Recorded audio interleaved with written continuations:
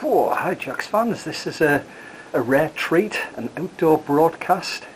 Weather is absolutely sizzling here in Sunderland. And if that doesn't sound special, trust me, if you live in this hellhole of a freezing place, it really is. It's just glorious. I thought, right, get the camera outside. Trouble is I can't see a damn thing I'm doing, but what the hell.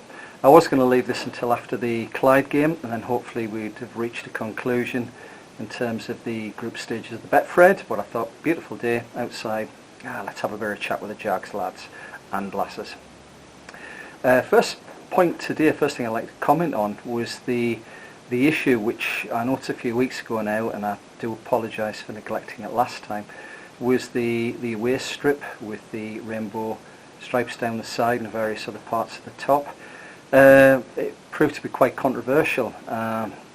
Split division, people getting involved like Frank McAvenny, who I dislike, not because of his views, but because he's ex-West Ham and Celtic, so sorry Frank, you're never going to be flavour of the month. I actually did agree with some of the stuff you said. I could see your points, and I can see the other side of the argument as well. Look, let's be brutally honest.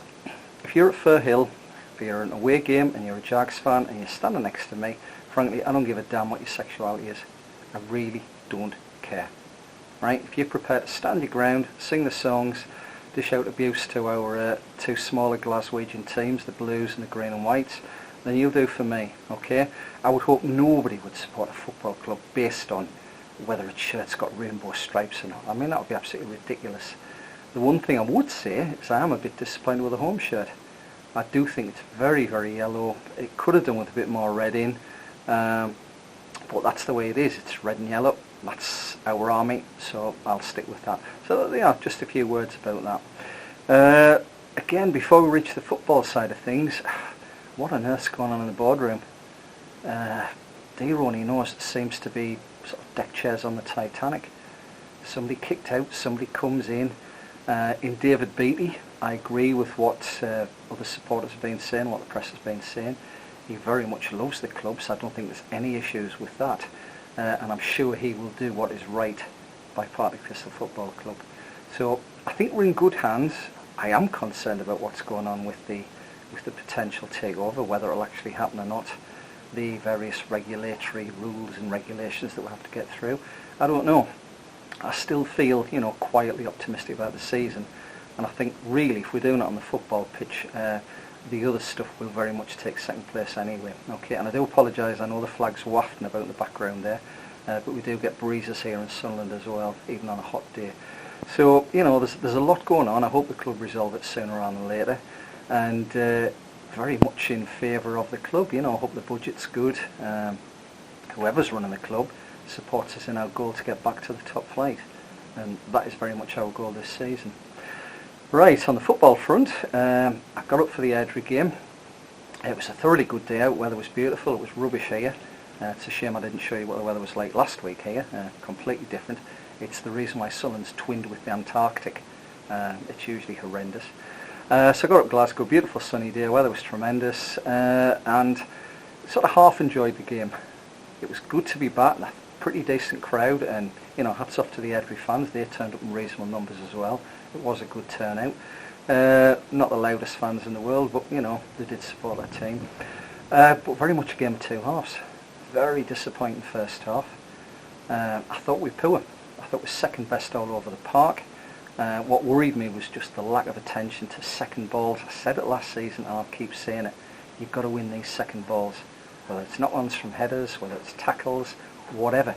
You've got to have somebody there or thereabouts to pick up that second ball. And I felt at times there were very, very big gaps between our players, and I didn't feel there was support there. Airdrie played very well first half. They were incisive. If they'd had a decent goal scorer, we would have been in serious trouble. Fortunately, when they did get in the right positions, they weren't good enough to put the ball in the back of the net. But it was a very difficult game first half, and hats off to Airdrie, they did play really well. Second half was like a different game. I don't know what Gary and the coaching staff said, but we were quick to the ball. It could have been ring rusty in the first half. It's been a while since we played any serious football. First to the second balls, and I felt we dominated all across the park. We're very tight in defence, kept them down to very minimal number of chances, although that laid scare with the cross that nearly went in. That would have been a disaster, but you know, we got away with that. We didn't score, but I'll tell you something, if there's a better goalkeeper performance than their goalie puts in this season in any league, and I mean virtually anywhere in Europe, I will be gobsmacked. That goalkeeper was outstanding. I used to play as a goalkeeper, and I tell you what, that was one hell of a performance. He was saving shots he shouldn't have saved. In reality, that kept the scoreline down. We could have won that game 5 or 6-0, or certainly 5 or 6-1 anyway. So well done the goalie. You know, we'll look for a keeper in the future, and he keeps that sort of form going. You know, bite his hand off and sign him. Fantastic. I still worry a little bit about the forwards. Kenny Miller, I think, will bag us a reasonable number of goals. He's talking about playing when he's 40 in the Premiership. Kenny, don't jump the gun. You know, injuries at your age can be quite severe and can be long-lasting. Let's just get you through this season. You made a good start. You've got a goal. Got your goal at Queen's Park. Really pleased with that. And I think it'll be a real asset to the club. I've said it before, I don't think you're quite Scott MacDonald, but if you're pretty close, that'll do for me. In terms of backup, you know, Lewis Mansell, Joe Cardle, let's just see how the season pans out. They've made good starts in Betfred, and long may that continue. One player who stood out against Airdrie was Tam Aware, and I think he's stood out in every game since. He's absolutely outstanding. You know, very cultured, good on the ball, calm, thinks about his options, then makes the right pass, great interceptions. You know, buries the ball in stand Z when he has to, gets rid of it, you know, doesn't take chances. And I think if he stays fit, that's going to make a huge difference to our season. I think he's a season-changing player. I think he's that good. So really, prospects are looking good. Queen's Park game, it was one of those games. I mean, it wasn't really a home game for Queen's Park. It was played at Airdrie's ground. You know, we'd expect to have more fans than them. But it was a professional performance. You know, we're never under a huge amount of pressure. We never really looked like losing the game. It was nice to see Kenny and Tommy getting the goals, getting them off the score sheet. That was good. The equaliser looked a bit sloppy in the footage I've seen, but that'll happen with Partick Thistle. We do, you know, we're not world beaters. We do concede sloppy goals at times. So again, professional performance, did the job. Another 3 points in the bag. Hamilton game, I've seen a lot more footage of that. I think at times our play was really, really good. You know, we can mock Hamilton, and we do, but they're still in the Premiership and we're not. You know, the reality is they'll finish third bottom, and again, people have a go at them about that, but they're finishing third bottom in the top league in Scotland. So they deserve to be where they are, and I thought a 2-2 draw was probably a fair result by the end. In terms of possession, shots on target, both teams are pretty similar. I do agree, I feel that we did finish strongly, and thanks for the two young lads, by the way, for the footage of both the Airdrie and the Hamilton games. It was good footage, very good points to make as always, so well done lads, keep that going all season. It was a really good performance. I mean, yeah, the penalty thing, it says they won on, did they really win on penalties? Is it a win? You know, so when you get 3 points, they got 2, so they didn't really win on penalties, and it was a league game, it would have finished 2-2. To be honest, we did finish the stronger team. So yes, it would have been nice to have taken all the points, but we didn't need them. So long as we avoided defeat, it's in our own hands with the Clyde game. I expect us to do a performance similar to what we did against, well, in any of the games so far, professional. Yeah, if we win this game, we've qualified.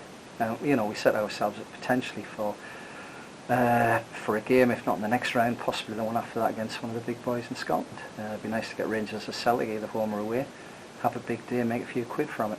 And if, you know, if we play in teams that we're more than capable of beating, then we can just continue. You know, smaller teams than Partick Thistle have won the Scottish League Cup in the last decade, so it's got to be one of the first goals of the season. The coming season, we're gelling well. I think my one concern was the Dundee United pulling off the Lawrence Shankland signing. I didn't see that coming. I'm pleased he didn't come to Sunderland because I don't think he's as good as people make out, and I think he bottled that. So Lawrence, if you see this or anybody, I think you're a bottler. You know, Dundee United with crowds of 7,000-8,000, Sunderland with 30,000. You bottled it, son. We could have paid you more wages down here, but really I think you'd have struggled. I don't think you're good enough. However, from a Partick point of view, you do concern me, because in that league he'll score a hatful of goals. There's no doubt about it. But I think if you get injured, I think that could have a serious implication on Dundee United's season. I'm still not quite sure where we're going to be. The signs are good at this early stage, so I am optimistic. I think if we're pushing for top 2 all season, it has to be top 2. Third or fourth leaves you with a lot of games to play at the end. to get through and get up. But if we are there or thereabouts, then I think Gary Caldwell could be the man to get us up. Couple of signings short. I would like to see another mainstream striker, somebody who score 15 goals this season. But if it doesn't come about, Lewis Mansell, Joe Cardle, I think they're pitching with a few goals. And I think, we'll not be too lightweight in that department. Shea Gordon looked better in the Hamilton game, so well done Shea. And welcome to all the new lads, the Tommy Robsons, the Raphaels, Raphael De Vito, very Italian sounding name, fantastic. Or perhaps Portuguese even, not sure. But if you do a good job for us the way you did before you were injured at Livy, great, welcome, nice to see you on board. So a lot to look forward to. Sadly I won't get up for the Clyde game, even though I'm technically on holiday now. But I do have a train ticket for the A United game. And I'm going to try and get up sometime before then if possible. Just a lot of games have been moved to Friday nights. I understand why. I know the club will make some money. For me, it just means I can't get back home in time, so that's unfortunate. So, brilliant, good start. Get through in the Betfred Cup if we do well, beat Clyde. I'd hate to think we didn't, but we're more than capable of doing it. And, good start at Alloa, wouldn't go amiss. And let's just get the season off to a great start. I'm so proud to be a Jag. I just want to see us do well. I want to see us get back in this SPL. So as usual, leave your comments if there's anything you'd like to say. It's always great to hear from people. Keep them going. Well done, the young lads. As I say, keep your stuff going. Mine will get better. My daughter's going to help me and things will improve. Get a bit of music and some other things on. But I just say it as it is. And hopefully some of the points you'll agree with, and where you disagree, send me the feedback. I love reading your comments and I love responding. So once again, come on Jags, great season ahead. Let's get ourselves out of this Championship, Premiership team again. Come on the Jags.